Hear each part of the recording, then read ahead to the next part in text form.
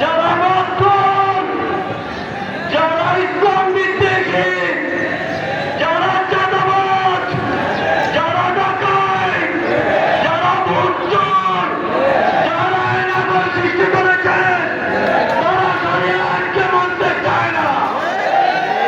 আল কুরআন সমস্ত সৃষ্টির মাখলুকের জন্য সমান আইন বয়ে আনে।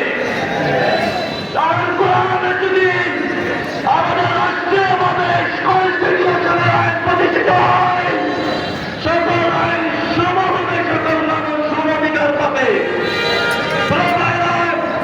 আমাদের এই রাষ্ট্রকে যদি আমরা সন্ত্রাসমুক্ত, দুর্নীতিমুক্ত এবং ভোট ডাকাতি মুক্ত, অর্থ পাচার মুক্ত একটি সুন্দর এবং ন্যায়ভিত্তিক রাষ্ট্র প্রতিষ্ঠা করতে চাই, তাহলে বাংলাদেশের জামাত ইসলামীকে রাষ্ট্রীয়ভাবে ক্ষমতা এনে আল কোরআনের আইনকে প্রতিষ্ঠা করার জন্য আপনারা রাজি আছেন?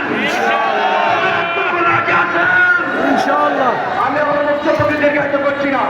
এরপর যে আপনাদের সামনে বক্তব্য নিয়ে আসছেন আজকের এই সংবাদের সম্মানিত প্রধান অতিথি, প্রধান আকর্ষণ আমাদের সকলের মধ্যেই জননেতা মোহাম্মদ আব্দুল জব্বার আমির, বাংলাদেশ জামাত ইসলামী নারায়ণগঞ্জ মহানগরী। এখন আপনাদের সামনে বক্তব্য নিয়ে আসছেন জননেতা মোহাম্মদ আব্দুল জব্বার। আসসালামু আলাইকুম ওয়া রাহমাতুল্লাহ। আলহামদুলিল্লাহ রাব্বিল আলামিন